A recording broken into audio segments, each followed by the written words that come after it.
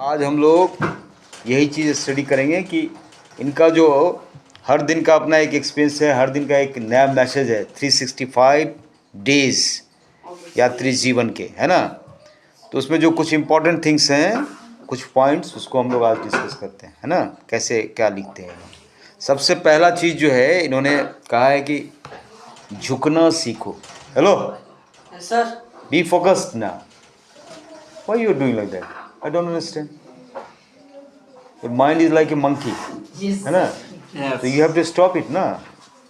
तो पहला बात जो इन्होंने बताया है पहले दिन का जो है आपका, ये झुकना सीखो।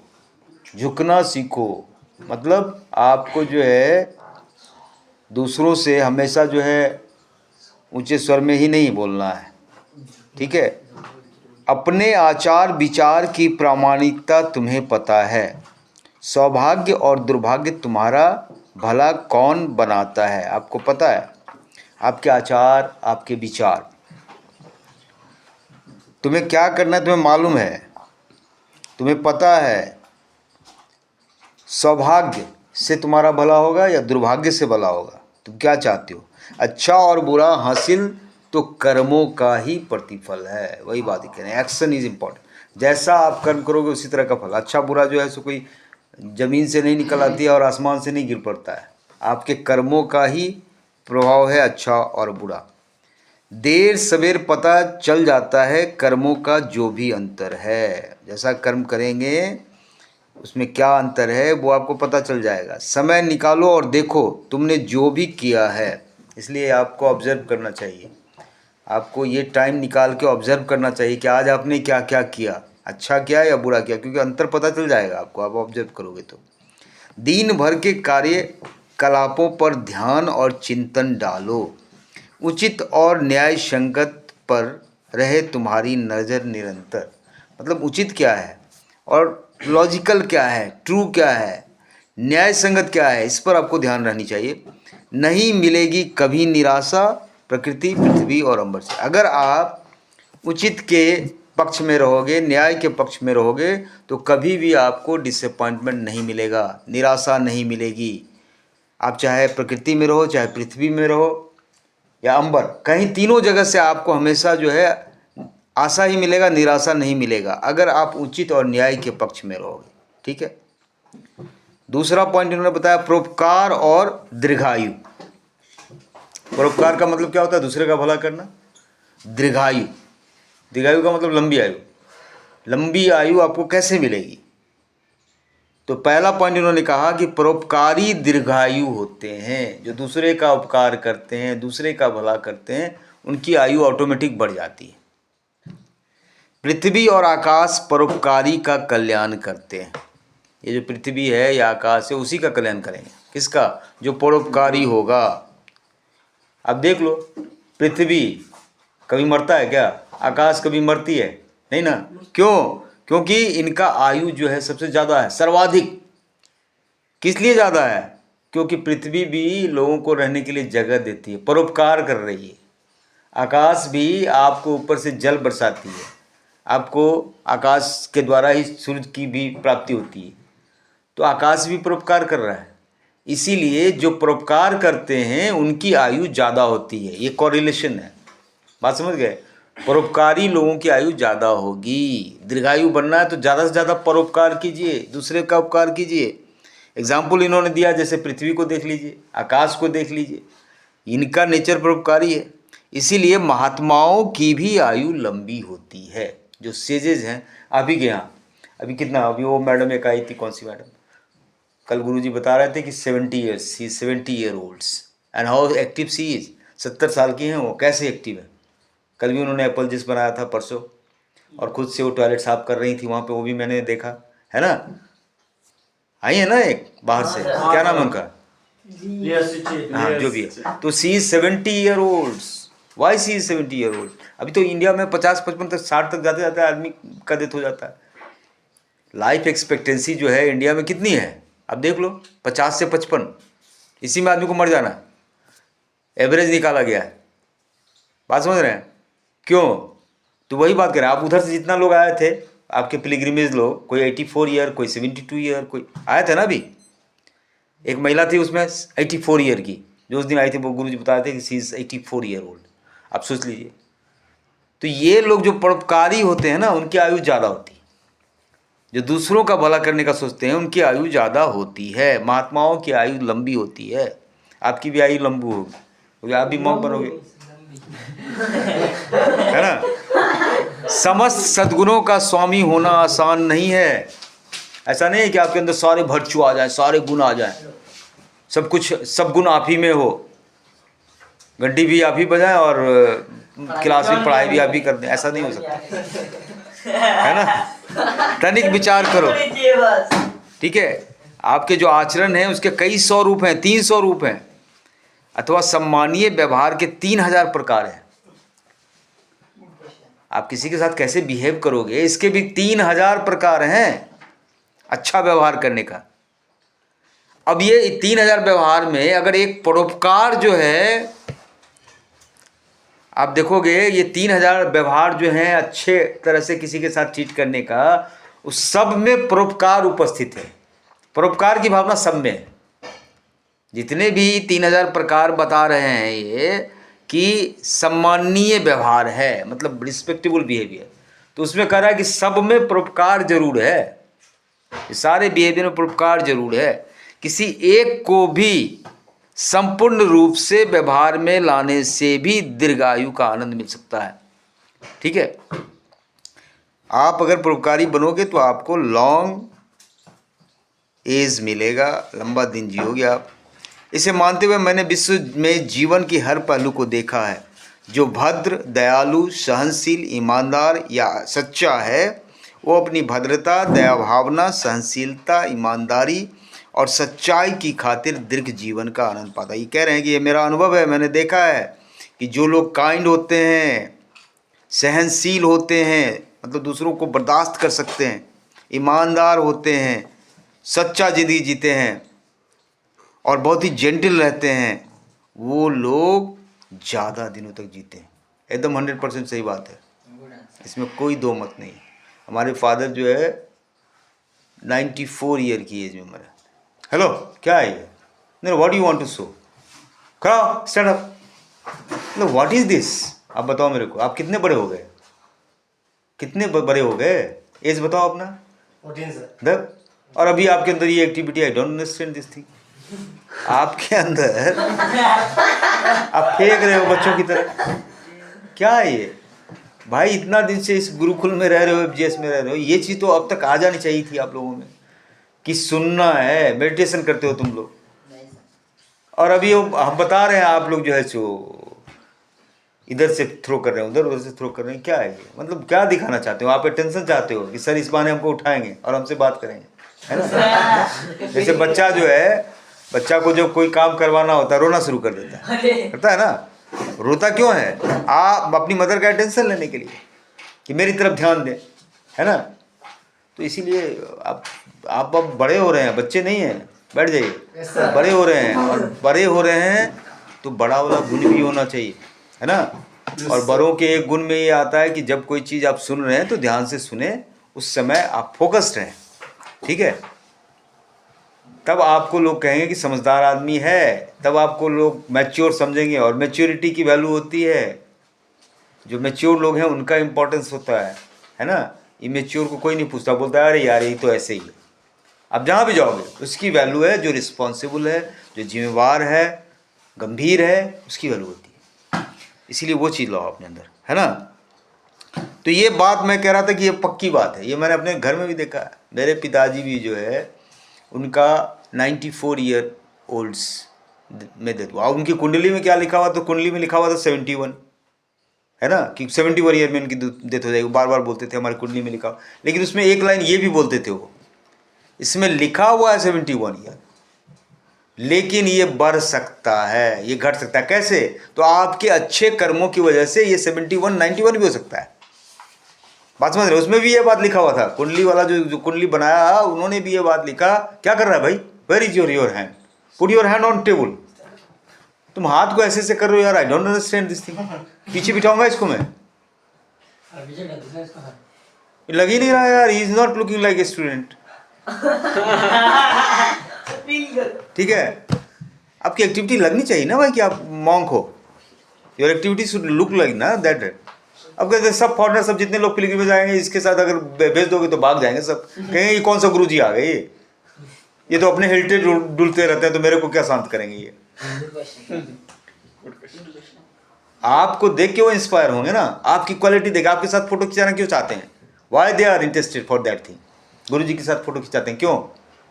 क्योंकि उनको एक विश्वास है ना कि ये हमको कुछ सिखाएंगे, अच्छा चीज़ बताएंगे, या उनको ये लगता है कि हमसे ज़्यादा ये अनुभवी हैं, या उनको ये लगता है कि इनके साथ एक धर्म जुड़ा हुआ है। क्यों? उनकी एक्टिविटी की वजह से ना। तो वो लगना भी चाहिए। आप गए खड़े हो यार, इधर जुड़ रहे हो उधर जुड़ रहे हो, फोटो क्या खींचेगा, फोटो वाला भी परेशान, ये कौन से गुरु जी आ गए यार, कहाँ से, तब क्या करोगे? इसलिए ये चीज़ लाना चाहिए ना यार, स्थिर होना सीखो। मेडिटेशन क्यों करते हो? आप अपने माइंड को फोकस कर सको, एक पॉइंट पर ला सको, इसलिए मेडिटेशन करते हो। ये तो बंदर है ही, पता है सबको, ये जरा इसको मौका मिला ये कूदना शुरू कर देगा।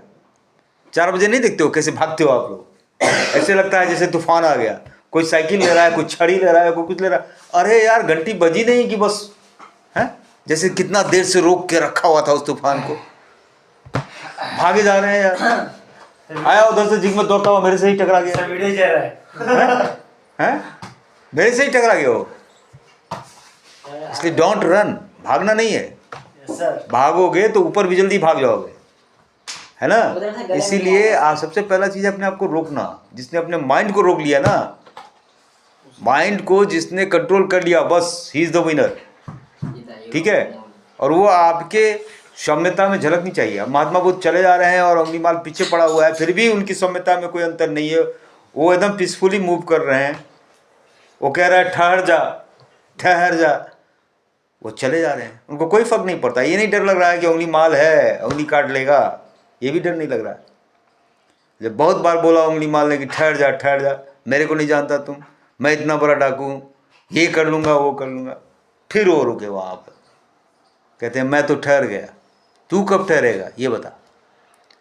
When you will stop doing this nonsense, कब करना छोड़ेगा ये नॉनसेंस जो आप कर रहे हो, लोगों का उंगली काट रहे हो, लोगों के साथ गलत व्यवहार कर रहे हो, ये कब छोड़ोगे? मैं तो रुक गया भाई, तुमने बोला रुकने के लिए, मैं रुक गया। तुम कब रुकोगे? उसके दिमाग में आया बात तब, अरे सही बात है, तुम कब रुकोगे? When will you will stop? और तब उसको ज्ञान की प्राप्ति बुद्ध से हुई, है ना। तो ये चीज़ है, आपके कर्मों में वो चीज़ झलकनी चाहिए, आपके पर्सनैलिटी में वो चीज़ रिफ्लेक्ट होना चाहिए। You all are monk, people will come there and they will get inspiration from you. वो आप लोगों से सीखने के लिए आते हैं ना। उनको क्यों, वो बाहर की दुनिया में रहते हैं, उनके मन में अशांति रहती है, तो मोनेस्ट्री आते हैं। क्यों आते हैं मोनेस्ट्री? कि यहाँ आके 2 पल मुझे शांति का मिले। आप बच्चों के साथ भी, आपको भी देख के उनको बड़ा प्रेम मिलता होगा, बड़ा शांति मिलती होगी। Why they came from America? Why they came from Thailand? Because उनको पीस ऑफ माइंड चाहिए। इसीलिए आपका व्यवहार भी उसके प्रोपोर्शन में होना चाहिए, है कि नहीं। आपको भी लगना चाहिए कि आप मॉन्क हैं, आपकी एक डिग्निटी है, आप सबसे ऊंचा व्यवहार रखोगे, सबसे ऊंचा व्यवहार आप रखोगे, आपकी सोच सबसे ऊंची होगी, आप सबका भला सोचोगे, then only you can become monk, otherwise not. आप अगर छोटी छोटी चीज़ों में उलझ जाओगे तो फिर आप मॉन्क नहीं बन सकते। मॉन्क बनने के लिए आपको कई चीज़ों का त्याग करना पड़ेगा। त्याग क्या होता है? जैसे ये आप भाई साहब को बैठना है, ये आ गया भाई, तो वो बोलेगा अगर he is the real monk तो ही विल से कि okay you come, I will stand, है ना। You are important, I am not important, ये चीज़। You have to bring that quality in you yourself. आप सबको लाना, ये बात बिल्कुल सत्य है। अब मेरे पिताजी 71 ईयर उनका कुंडली में लिखा हुआ था, 94 ईयर की एज में उनका डेथ हुआ। क्यों?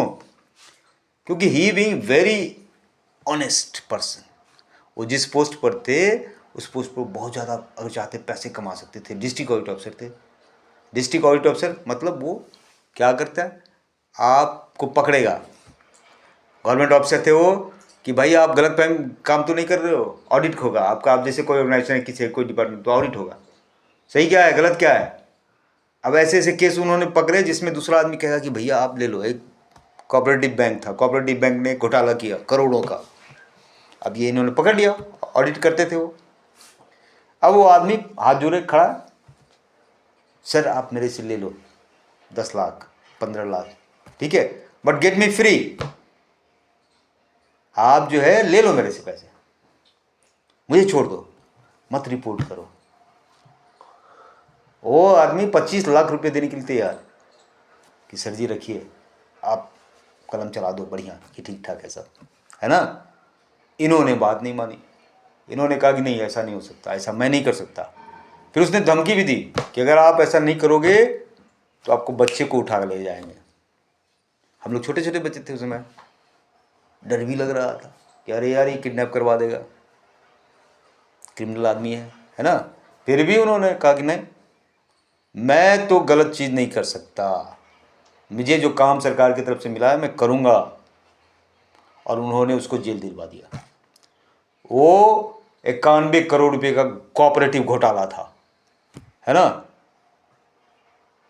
तो ईमानदार रहे सब दिन, और उसी ईमानदारी का प्रभाव था। ठीक है, पैसे इनके पास ज़्यादा नहीं हुए क्योंकि उन्होंने कहीं पैसा कमाया नहीं, ट्राई नहीं, वो ईमानदारी की वजह से किसी से लेते नहीं थे, जो इनका सैलरी था उसी से वो खुश रहते थे। तो उसका एक फ़ायदा ये मिला कि 94 ईयर तक जिए ना। तो वही बात ये कह रहे हैं, परोपकारी। अगर आपको दीर्घायु होना है, लंबी आयु जीना है, तो आप परोपकारी बनिए, दूसरे का उपकार कीजिए। हाँ, परोपकारी भी थे वो, जो लोग आ जाए घर पे, भले ही हमारे पास कुछ ना हो, लेकिन हमारी माँ जो है आग्रह जरूर कर देती, अगर आप आ गए हमारे घर पे तो खाने के लिए जरूर पूछ लेगी, बेटा खाया है कि नहीं खाया, नहीं तो कुछ बना देंगे, जो भी है। अपने जो है माता जी को, मैंने अपनी माता जी की बात कर रहा हूँ, मैंने उनको देखा है, अपने लिए वो कोई साड़ी कोई गहना कुछ भी नहीं, लेकिन दूसरा अगर आ जाए उसको भूखा नहीं आने देंगे। ये कस्टम था उनका, और उनके ही पुण्य का प्रभाव है कि हम लोग भी खुशी हैं, हम लोग कोई प्रॉब्लम नहीं है। लेकिन उन्होंने दूसरे को अपने घर से कोई भूखा नहीं जाने दिया। कोई अगर आ जाए गांव घर में, पहाड़ से आ जाए आदमी, भिखमंगा भी आ जाए भीख मांगने के लिए, तो सी विल डेफिनेटली डू, कुछ ना कुछ चावल भी दे देते हैं, कुछ दे देते हैं, वो ऐसे जाने नहीं देगी। हम लोग बोलते भी थे कि आपको सब ठग लेगा, कोई भी आ जाएगा बोलेगा इतना दे दो, हम भूखे हैं, आप जाके दे दोगे। तो वही बोलती नहीं, बेटा भूखा होगा, दे दो, है ना। तो ये जो है इससे लंबी आयु होती है, ये बात है, मैंने ये गलत नहीं बोला, मैंने अपने घर में देखा ये बात। सहनशीलता, ईमानदारी और सच्चाई जब आपके अंदर होगी, आपको दीर्घ जीवन मिलेगा, लॉन्ग लाइफ मिलेगा, और आप समझ गए बात। यानी लंबी आयु का राज क्या है कि यू हैव टू बी परोपकारी होना है। परोपकारी अगर हो गए, अगर लंबा जीना चाहते हो, ज़्यादा दिनों तक जीना चाहते हो, तो आपको परोपकारी होना पड़ेगा, ठीक है।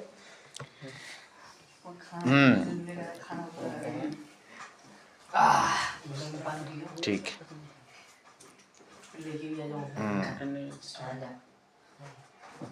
अब ये है कि कह रहे हैं कि शरद ऋतु की एक रात में अध्ययन के समय पुत्र जी यू के प्रति मेरे विचार। समय साक्षी है, ज्ञान अर्जन के लिए लोगों ने कोई कसर नहीं छोड़ी। युवावस्था से जारी कठिन परिश्रम वृद्धावस्था तक खत्म नहीं होती। कागजी ज्ञान अंततः ऊपरी और अव्यवहारिक ही रहता है।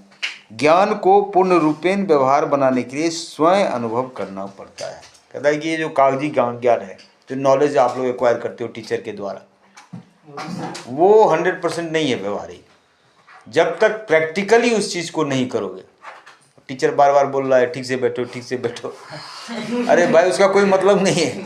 अगर आप ठीक से बैठोगे, खुद आपको रियलाइजेशन हो जाएगा कि नहीं हमको ठीक से बैठना चाहिए, तभी उसका महत्व।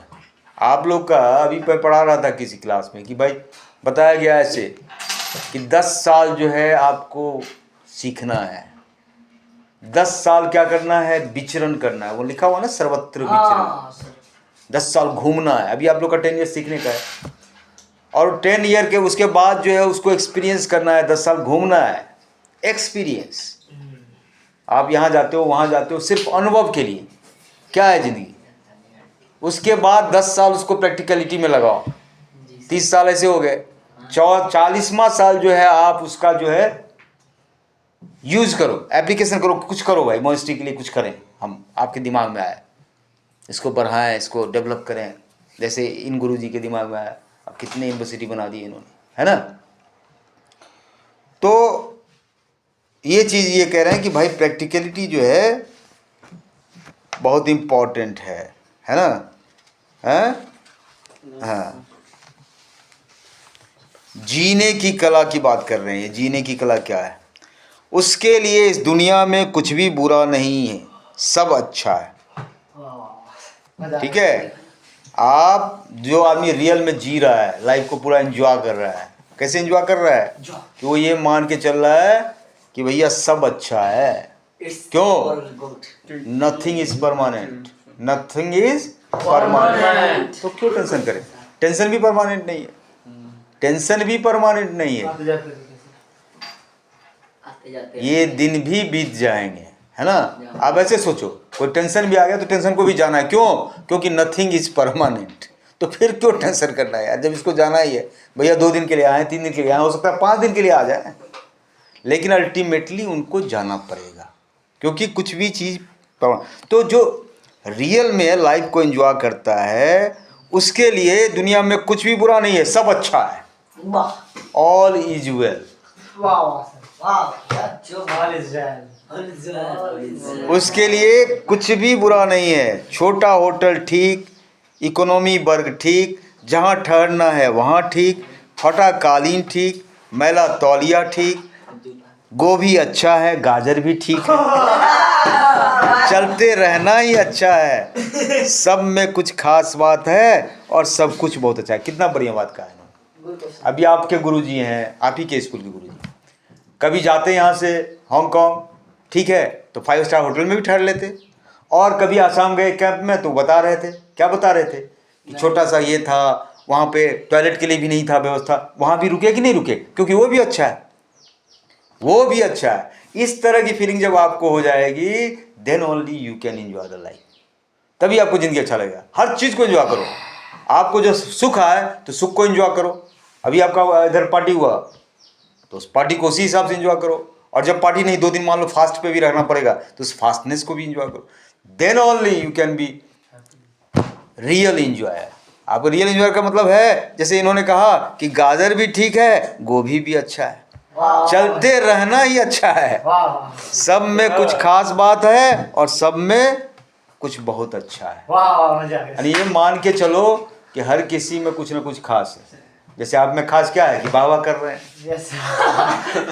ये भी खास है, ठीक है। और ये भाई साहब बहुत खुश हो जाते हैं, आप देखिए, देखिए हैं, ठीक है। तो सब में कुछ ना कुछ अच्छा है। देखो अमिताभ बच्चन के बारे में बताया था ना, अमिताभ बच्चन के बारे में क्यों नहीं बताया? ये बताया था ना कि भाई वो गया था रेडियो अनाउंसर का, जब बहाली हो रहा था उसमें जॉब के लिए गया था, और वहाँ पे आप लोगों ने नहीं बताया, आपकी क्लास में नहीं बताया। हाँ, तो वहाँ जब गया तो उसको बोला कि नहीं, your voice is not worth of to become a radio announcer and all that, ठीक है। बोला कि आपको मिलेगा जॉब नहीं, क्योंकि आपका आवाज़ अच्छा नहीं है, आपका आवाज़ अच्छा नहीं है, जो कल्चर्ड वॉइस होना चाहिए वो चीज़ नहीं है, तो इसीलिए आपको जॉब नहीं मिलेगा। बेचारा बड़ा दुखी हुआ, भाई मेरे को जॉब नहीं मिलेगा, कैसे मेरा खाना पीना परिवार चलेगा, क्या चलेगा। अभी क्या सोच रहा है? अभी वो सोच रहा है कि जो हुआ अच्छा हुआ, क्योंकि अब वो, अगर वो रेडियो अनाउंसर हो गया रहता तो इतना बड़ा महानायक नहीं बनता। अब उसके आवाज़ के 5 मिनट के 2 मिनट के 2-2 लाख रुपए he used to charge for his voice और नॉट। अमिताभ बच्चन अगर पोलियो का प्रचार करता है, कौन बनेगा करोड़पति, ये सब में उसकी कितनी अर्निंग है आपको पता है? 2 मिनट के वो करोड़ों रुपये ले रहा है, 2 मिनट अपना आवाज़ निकलेगा उसके लिए।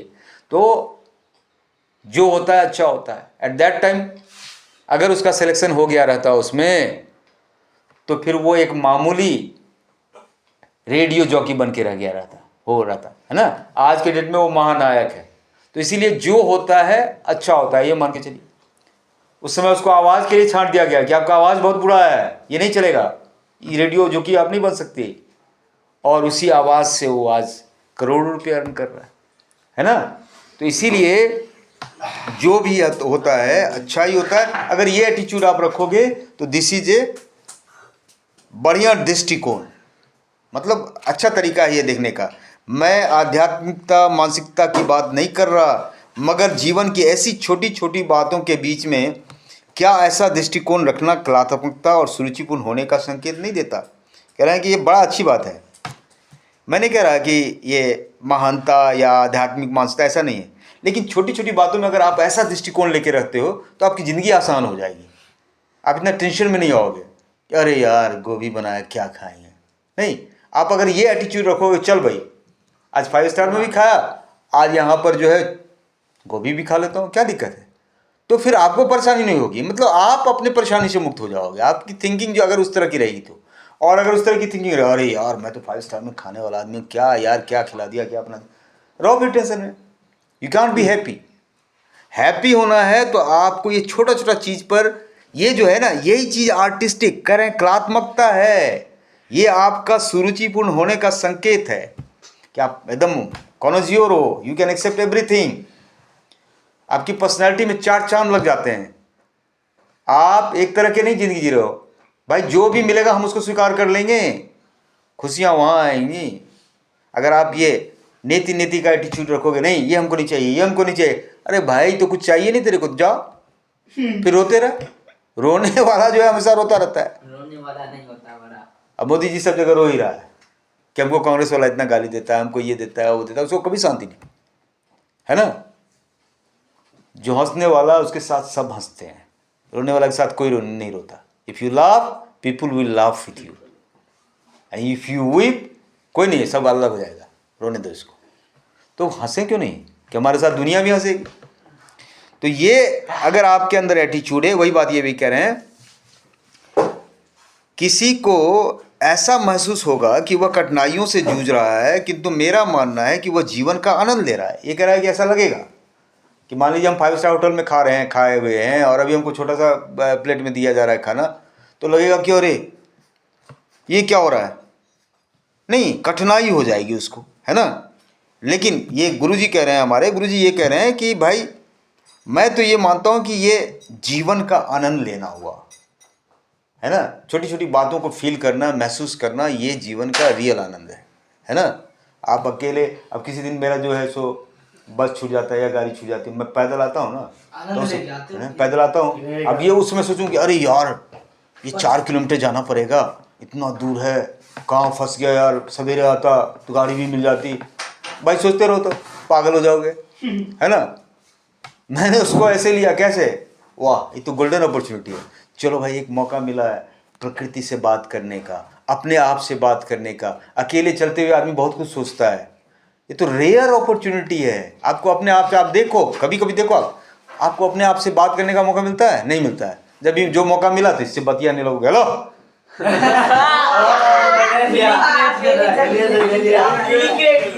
उसको भगाना पड़ेगा लगता है। कल भी सो रहा था ना ये, हैं क्यों भाई, डॉक्टर से दिखाऊं क्या, स्लीपिंग सिकनेस हो गया क्या इसको। नहीं actually problem is there, I think problem हो नहीं, मैं सो जाता हूं सर। हैं नहीं क्यों सो जाते हो यार, क्योंकि तुम सोने का फील करते हो इसलिए सो जाते हो। तुम सोचो कि हम जागें, जगने का फीलिंग रखो ना, चेंज योर फीलिंग। ये देखो ये जगने का फीलिंग रख रहा है, हंस रहा है, आशीर्वाद दिया था मेरे को, नहीं दिया, ठीक है। तो आप उस चीज को अगर उस तरह से लोगे तो फिर उसका आनंद मिलेगा, है ना। उसको गोभी या गाजर चबाते समय देखने पर उसके चेहरे पर छाई प्रसन्नता से मुझे भान हुआ कि उसके जैसा मनुष्य ही इन सब्जियों का वास्तविक स्वाद लेने योग्य है। अगर आप उसको खा रहे हो ढंग से, ऐसा लग रहा है, मुंह में लिए अरे यार पहले से निगेटिव, वो चीज़ नहीं, फिर आपको आनंद नहीं आएगा उसको। आप लीजिए ना, खाइए उसको। किसी भी पूर्वाग्रह और मोह से मुक्त वही ऐसा सच्चा व्यक्तित्व है जो केवल जीवन के हर क्षण और हर भाग को गंभीरता से लेता है। एंड एवरी मोमेंट, अगर आप सीरियस रहते हो, हर क्षण हर भाग को आप लोगे, तभी वो सच्चा व्यक्तित्व हुआ और अनुभव एकत्र करता है। यही वास्तविक मुक्ति और परम, अगर आप एक्सपीरियंस गेन करते हो ना, इसी से आपको मुक्ति मिलेगा। ये जो बर्थ और डेथ का जो साइकिल है, उस साइकिल से आप तभी फ्री होगे जब आप इस तरह की पर्सनैलिटी बन जाओगे। You are moving, you are enjoying, you are taking pleasure of every moment. असल में कला और धर्म दोनों का एक ही उद्देश्य है। जो भी लाभ और पूर्वाग्रह से जुड़ा है और जीवन की अति छोटी चीज़ों को लेकर प्रसन्न नहीं हो पाता, उसका कला से कोई रिश्ता नहीं है। अब बड़ा अच्छा डिफाइन कर दिया इन्होंने। कला क्या है? आर्ट से क्या मतलब है? आर्ट से ये मतलब है कि जीवन की छोटी छोटी चीज़ों को लेकर के अगर आप प्रसन्न हो जाते हैं, देन यू आर आर्टिस्ट। छोटी छोटी चीज़ों पर नहीं, आप देखेंगे अरे यार हमारा इतना बड़ा आयोजन होगा, then only I can be happy. हाथ में क्या रखा है? तो घंटी का रॉड लेके साथ में चलता है क्या? देखा हाथ दिखा, ये ऐसे बजाता है, ऐसे घंटी। ये हथौड़ा लेके चलता है क्या? नहीं ना, थोड़ा नहीं, ऐसे तबला है। ये तबला है। जो सबका होता है। ये मतलब वहां से लेके चले, वहीं पे लटका दो ना उसको। ये तबला है सर, ये घंटी नहीं। ठीक है, तो आपको अगर आप छोटी छोटी बातों को लेकर के प्रसन्न हो जाते हैं तो इसका मतलब है कि आप आर्टिस्ट बन गए। ये फीलिंग अगर आ गई, अब नहीं, आप अगर प्लान है अरे यार इतना बड़ा आयोजन होगा, then only I will be happy, तो फिर you are not the artist. Artist वही है जो स्मॉल चीज में, धूप निकला, धूप में जाके बैठ गए, अब उन छोटी सी चीज़ों को एंजॉय कर रहे हैं, then you are artist and you are real artist, है ना। आप अगर छोटी चीज़ों को एंजॉय नहीं कर पा रहे हैं तो आप फिर आर्टिस्ट नहीं हैं। आर्टिस्ट बनना है तो आपको छोटी छोटी चीज़ों को एंजॉय करना सीखना होगा। कला और धर्म दोनों का एक ही उद्देश्य है ना। कला केवल अच्छी कविता और चित्रकारी में नहीं है, अपितु इसे कहीं भी और हर कहीं देखा और पाया जा सकता है। कला का मतलब ये नहीं खाली पेंटिंग देखेंगे और अच्छी चित्रकारी, अच्छी नो नो, कला तो कहीं भी आप पा सकते हो, कहीं भी देख सकते हो। छोटी छोटी चीज़ों में कलाकारी है ना। आप कहीं भी, अगर आपका सेंस होना चाहिए कि आप उस चीज़ को एंजॉय कर पा रहे हो कि नहीं कर रहे, तो ये चीज़ है। जीने की कला के बारे में उन्होंने ऐसा बताया। How much time is left now? 7 minute and 10 minute. हाँ, वीडियो बना रहे हैं। 7 मिनट्स। वीडियो सब एक वीडियो वीडियो रहेगा सर। नहीं ठीक है, अच्छा एक टॉपिक और है इसमें, ये हो जाएगा आपका 7 मिनट है तो, है ना। युवकों को पढ़ना क्यों चाहिए, ये बता रहे हैं गुरुजी, क्यों पढ़ना चाहिए। हमारे पढ़ने का सबसे बड़ा कारण है कि हम अपने सामान्य ज्ञान से आगे बढ़ सकें। जो जनरल नॉलेज है आपका, नॉर्मल नॉलेज है, उससे थोड़ा सा आगे बढ़ें, इसलिए आप पढ़ते हैं। हर दिन अपना ज्ञान को कुछ ना कुछ बढ़ाना चाहते हैं। सामान्य बने रहना और क्रमण्यता पूर्वक जीवित रहने का प्रयास है। अगर नॉर्मल बने रह रहे हो, कुछ अपना बढ़ा नहीं रहे हो, हर दिन आपको ये है कि आज मैंने क्या अपना बढ़ाया, क्या अपना डेवलपमेंट किया, क्या नया चीज़ लाया, अगर आप ऐसा नहीं कर रहे हो तो ये शो करता है कि आप अकर्मण्य हो, मतलब इनएक्टिव मैन हो। हर दिन आपको होना चाहिए कि आज मैंने ये सीखा, आज का ये प्रोग्रेस है मेरा। सामान्य लोगों में कोई कमी नहीं होती, वो तो केवल सांसारिक जीवन के प्रति, मानव इतिहास, वो कार्यकलापों के प्रति, परम न्याय के प्रति अथवा जीवन के गहन अर्थ को जानने के प्रति उदासीन होते हैं। जो सामान्य लोग हैं ना, उनकी दिक्कत क्या है, बाकी सब चीज़ ठीक है, वो ये जानना ही नहीं चाहते। क्या नहीं जानना चाहते? इतिहास को नहीं जानना चाहते, चरम परम न्याय को नहीं जानना चाहते, और जीवन के अर्थ को समझना ही नहीं चाहते। वो तो वास्तव में वह सब खो देते हैं जो सीमित जीवन काल में अर्जित किया जा सकता है। एक समय वंग सान गु ने कहा था कि वह मानस जो प्राचीन काल से प्राप्त आधुनिक काल के अर्जित अनुभव से वंचित रहता है, कुल मिलाकर असभ्य ही रह जाता है। अगर आप आगे आधुनिक काल में जो अनुभव है उसको अगर आप नहीं प्राप्त करते हो और प्राचीन काल पहले के युग में क्या हुआ उसके बारे में नहीं जानते हो, तो आप उसको असभ्य ही कह सकते हैं। ऐसे लोगों को दर्पण में अपनी परछाई आकर्षित नहीं करती और लोगों के समक्ष भी अपनी बातों में कोई रस नहीं आता। यही चेहरा है सामान्यता का। जो सामान्य लोग हैं वो इस बात से नहीं आकर्षित होते। किस बात से? कि दर्पण में जैसे आपने अपना चेहरा देखो तो आपको आकर्षण होना चाहिए ना, कि भाई मैं हूँ, ये इट इज़ मी। ऐसा अगर आप फील नहीं करते हैं तो आप सामान्य लोग हैं। नहीं तो आपको अपने ऊपर गर्व होना चाहिए, अरे मेरा चेहरा है ये, अपने परछाई से आपको खुश होना चाहिए, ठीक है। और लोगों के समक्ष भी अपनी बातों में आपको कोई मज़ा नहीं मिलता, दैट मीन्स यू आर सामान्य। केवल पुस्तकें ही आपके समक्ष आकाश की व्यापकता और समय की असीमितता प्रस्तुत करती है। कह रहा है it is book only. Hello, क्या है यार, तुम जाओ जाओ बाहर जाके आंख धो के आओ, you go, no I will punish you, जाओ तुम जाओ बाहर जाओ। तुम 2 बार 3 बार तुमको बोल चुके हैं, still you are doing the same thing, तुम बाहर जाके आओ। नहीं नहीं जाओ यार, एक बार घूम के आओ यार, every day it is the same practice, ठीक है। तो कह रहा है कि ये पुस्तक है, पुस्तक से ही आपको ये पता चलेगा कि स्काई जो है कितना व्यापक है। व्यापक का मतलब है कि स्काई इज अनलिमिटेड। अब कहते हैं ना कि आप लोग के लिए कोई लक्ष्मण रेखा नहीं है, आप हर चीज़ प्राप्त कर सकते हो। तो हम बोलते हैं कभी कभी स्काई इज द लिमिट, आकाश जितना ऊंचा उठ सकते हो आप, ऐसी कोई दिक्कत नहीं है, आप प्राप्त करने की कोशिश तो करो। आपका लिमिट यहाँ नहीं है, आपका लिमिट कहाँ है, आकाश तक है, खुले रास्ते हैं, आप चलो। तो अब नहीं चलोगे तो कैसे पहुँचोगे। तो ये पुस्तक है जो आपको आकाश की ऊंचाई तक ले जा सकता है।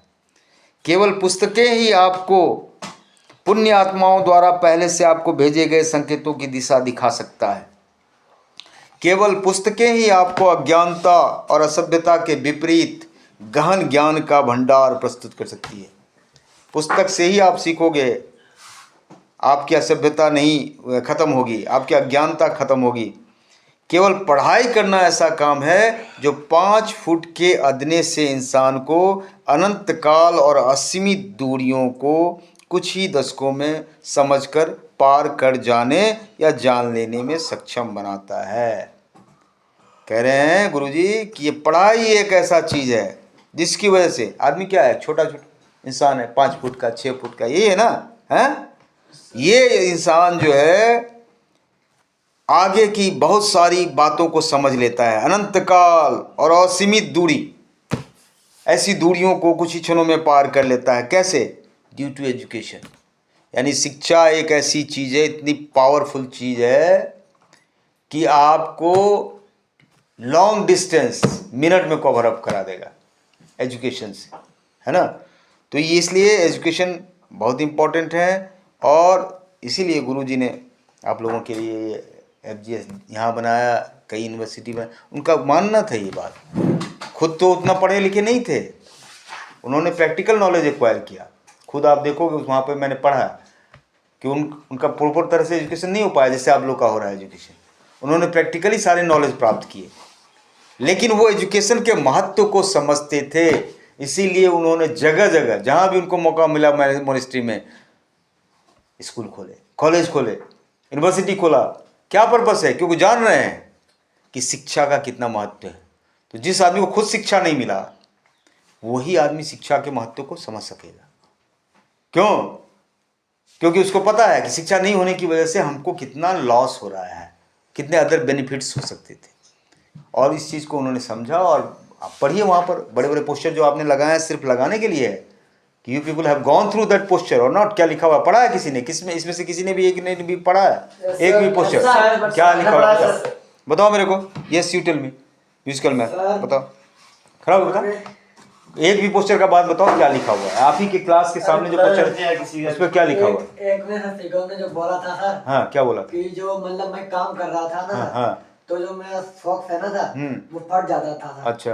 मैं सर चेंज सॉक्स नहीं करता था, ना नया लेता था सर। हाँ। उसी को सेल या गांठ का चलाता था। वाह क्या और हुआ? एक चप्पल था ना सर, वो भी फट जाता था सर। मतलब सुई धागा से मतलब काम ही चला लेता था सर, पर नया नहीं लेता। हाँ। मतलब इसका मतलब क्या हुआ? इसमें बाबा करने की जरूरत नहीं है ना। क्यों? Why you have done the baba? खड़ा बीच में आज के बाद से कभी बाबा नहीं करना, तो पीटूंगा मैं यहाँ पे छड़ी से, समझ गए? ये भी रिकॉर्ड ऑन रिकॉर्ड हो रहा है, ये जब बात बुलाऊंगी मैं पीटूंगा। कुछ भी बोल देते हो, सोच के समझ के तब वाह करना है। किस बात पे वाह किया तुमने बताओ? किस बात पे वाह किया ये बताओ? वो अच्छा बोला सर। क्या अच्छा बोला ये बताओ? पता है वो क्या बोला? ये तुमको याद है? हाँ सर। नहीं क्या बताओ क्या बोला? मैं सोच पड़ जाता था सर काम करते समय सर। मतलब कहने का मतलब है कि आप अपने कमी को अपना समस्या मत बना लीजिए। अब उनके सॉक्स फट जाते थे, है ना, फिर भी उसको सिल के वो काम चला लेते थे ना। तो ये काम चलाने का एटीट्यूड अपने अंदर रखिए, जुगाड़ू टेक्नोलॉजी, इंडियन टेक्नोलॉजी, है ना, कि भैया काम चलना चाहिए। ये चीज़ है। ओके, आज के लिए इतना ही, नेक्स्ट क्लास में पढ़ेंगे।